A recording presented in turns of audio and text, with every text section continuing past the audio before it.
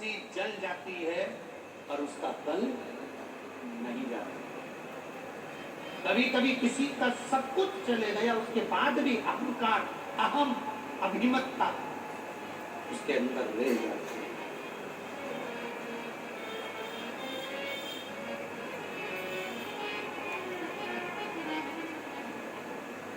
वैभव गया, सत्ता गई, राजपाट गया, उसके बाद भी अहंकार उसके अंदर, अहम।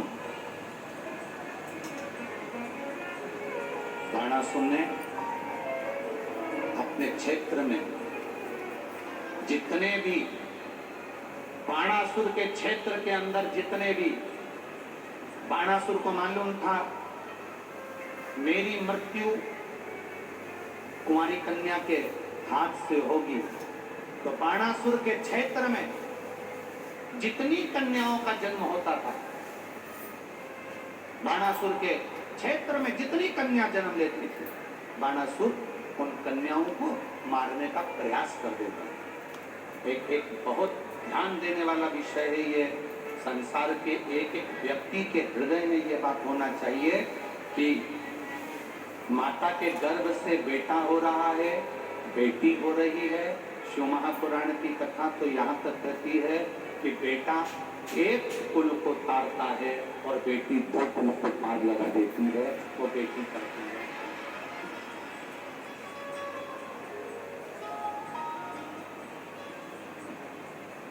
गर्भ में आने वाली बेटियां, गर्भ में आने वाली संतान, गर्भ से जन्म लेने वाली बेटियां, अगर इस गर्भित बेटी को, शिव महापुराण की कथा कहती है, गर्भ में रहने वाली बेटी को जो गर्भ में मरवा देता है, भ्रूण हत्या करवा देता है, गर्भस्थ कन्या को या कुंवारी अवस्था में उस बच्ची पर कोई गलत प्रहार करता है, छोटी सी कन्या पर गलत दृष्टि देता है, छोटी सी कन्या के साथ अगर कोई गलत कर्म करता है, शिव महापुराण की कथा कहती है कि उस व्यक्ति को बार बार पृथ्वी पर जितनी बार वो जन्म लेगा, जितनी बार वो जन्म लेगा, उतनी बार उसको अधोगति में तड़प तड़प कर तो लोग ग्रसित होकर मरना ही पड़ेगा।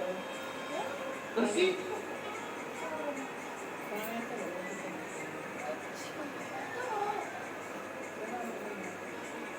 इतनी सारी माताएं बैठी हुई है, आप अपने घर का अंदाजा लगाकर देखिएगा। आप अपने घर में एक अंदाजा लगाइएगा, रहने वाली घर की बेटियां, घर में रहने वाले बेटे और बेटी दोनों का अंदाजा लगाना। आपकी पत्नी को भी देखना, आपकी पत्नी का भी अंदाजा लगाना कि आपकी खुद की पत्नी वो अपने माता पिता के प्रति कितना समर्पित रहती है।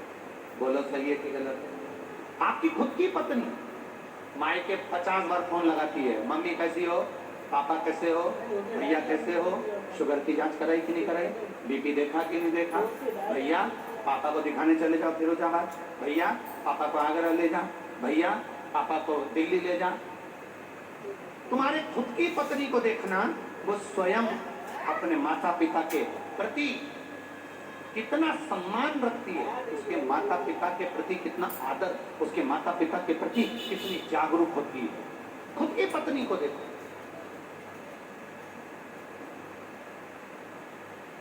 इसलिए निवेदन है, अगर तुम्हारे घर में बेटा जन्म ले रहा है तो समझ लो तुम भाग्यशाली हो, और तुम्हारे घर में अगर बेटी जन्म ले रही है तो तुम समझ लेना कि सौभाग्यशाली हो।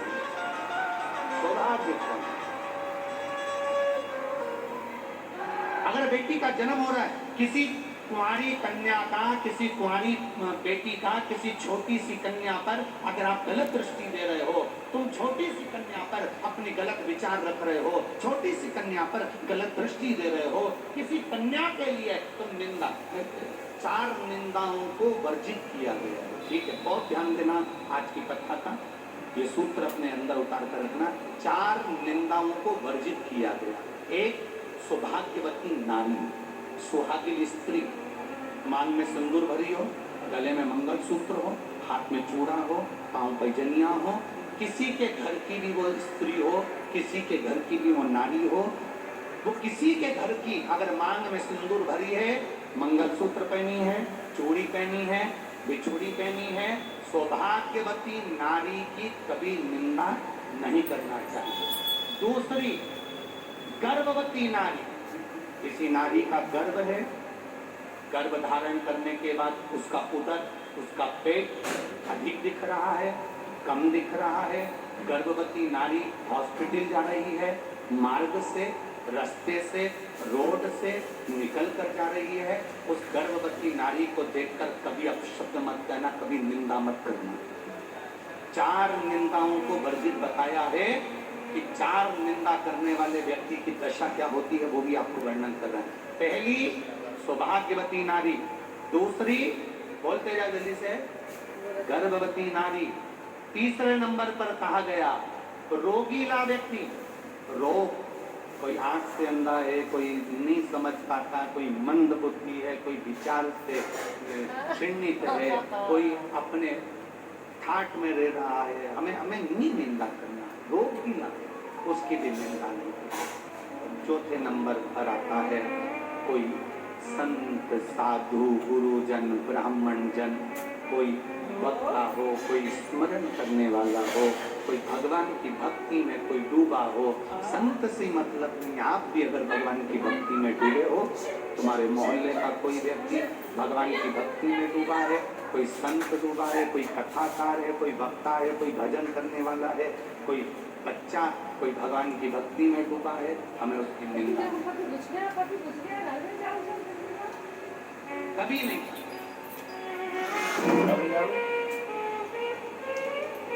आज के जमाने में व्यासपीठ पर बैठकर लोग एक दूसरे की निंदा करते हैं, कई लोग, और वहां सुनने वाले भी बैठे रहते हैं। उस समय पर खड़े होकर बोलना चाहिए आपको कि महाराज जी हम यहाँ निंदा सुनने नहीं आए, हम यहाँ भगवान की कथा सुनने के लिए। व्यासपीठ पे बैठकर लोग दिन भर निंदा करते हैं, उस महाराज जी ने ऐसा बोला तो उसकी निंदा कर दी, उस महाराज जी ने ऐसा बोला तो उसकी निंदा कर दी। हम 3 घंटे का समय निकालकर अपने घर से चलकर कथा को सुनने के लिए आए हैं, किसी कथाकार की या किसी वक्ता की या किसी संत की निंदा सुनने के लिए नहीं आए। आप संत की बड़ाई करिए, संत का व्याख्यान करिए, निंदा न करिए। निंदा नहीं श्रवण करना, हमें अपनी भक्ति में ये महापुराण की अलग आनंद। इस व्यासपीठ ने आज तक किसी की निंदा का क्रम ही नहीं करा। वो भगवत भजन जितना कर सकते हो, जितना स्मरण कर सकते हो, जितनी भक्ति कर सकते हो, जितना शिव तत्व को अपने अंदर उतार सकते हो उतना उतारो, जितना शंकर को अपना बना सकते हो उतना बना लो। ये कथा हमेशा शिव को पाने का तरीका बताती रही है। ये कथा कभी निंदा को करने के लिए जागरूक ही नहीं, क्योंकि समय नहीं है। कल आपको कथा में कहा था कि ये कथा में इतना है कि इसको बोले जाएं तो कम पड़ता है। इसीलिए तो आपने देखा होगा बहुत सारी कथाएं होती हैं जिसमें कथा के अंदर 2, 3, 4 भजन आ जाते हैं। पर आपने टीवी पर भी देखा होगा केवल एक ये कथा शिव पुराण की ऐसी होती है जिसमें भूल से एक आध भजन आ जाता है, और कभी कभी बाबा की कृपा हो जाए तो 2 भजन हो जाते हैं। इनको भजन ही नहीं है, कथा इतनी है। शिव तत्व को हम कैसे पाएं, शंकर को अपना कैसे बनाएं, शंकर को पाने का तरीका क्या हो सकता है, बेलपत्री का गुण क्या हो सकता है, जल की महत्वता क्या हो सकती है, उसको पाने का तरीका हम ढूंढें। निंदा करने के लिए व्यासपीठ नहीं होती कि आप बैठ गए और वो उस महाराज की निंदा कर दी, वो महाराज की निंदा कर दी, उसके लिए बोल दिया, उसके ना ना ना ना। भक्ति का बल कैसे बढ़ाए, भक्ति के बल को कैसे, शिव तत्व को कैसे। कन्या दृष्टि गलत मत दे, कन्या पर कभी आप जीवन में कन्या पर गलत दृष्टि ना दे, कन्या को अपशब्द ना करें। बाणासुर को मारने के लिए माता पार्वती जी ने एक छोटी सी कन्या का रूप धारण करा और स्वयं माता पार्वती कुंवारी कन्या बनकर बाणासुर का संहार कर दिया और कहकर मारा, बाणासुर सुन, सुन ले बाणासुर, पानी चली गिरने लगा। ये तेरी गति जो बिगड़ी है ना, ये तेरे कर्म से बिगड़ी। तूने कन्या का आदर नहीं करा, उसको गर्भ में मरवा दिया। तूने कन्या जन्म ली तो उस पर गलत दृष्टि दे दी। ये तेरे कर्म के अनुसार तुझे भोगना पड़ेगा। बाणासुर को हमारा ज्योतिर्लिंग का स्मरण कर रहा है, शिव महापुराण वर्णन कर रही है। सोमनाथ जी का वर्णन करा, चंद्र को काया का रोग हुआ, बाबा देवादिदेव महादेव ने काया के रोग सुने। आगे वर्णन आया श्री मल्लिकार्जुन का, भगवान सदानंद कार्तिकेय जी रुष्ट होकर चले गए, जिनको मनाने के लिए भगवान शंकर पार्वती जी ने उनको मनाया। फिर अगला वर्णन आया है श्री महाकालेश्वर, दूषण नाम के राक्षस के लिए भगवान शंकर कालाधिपति बनकर। फिर अगला वर्णन है ओंकारेश्वर, विंध्य नामक पर्वत के तप से शिव जी प्रसन्न होकर वर प्रदान। फिर अगला वर्णन है भीमाशंकर, अगला वर्णन है केदारेश्वर, नर नारायण तप करके शिव जी को प्राप्त कर। पशुपति नाथ भगवान का आधा भाग केदार में रहा, आधा भाग नेपाल में डोलेश्वर महादेव को देते हैं। पशुपति व्रत एक ऐसा व्रत होता है जिसमें ना कोई किताब पढ़ी जाती है, ना कोई पोथी पढ़ी जाती है, ना कोई कहानी पढ़ी जाती है,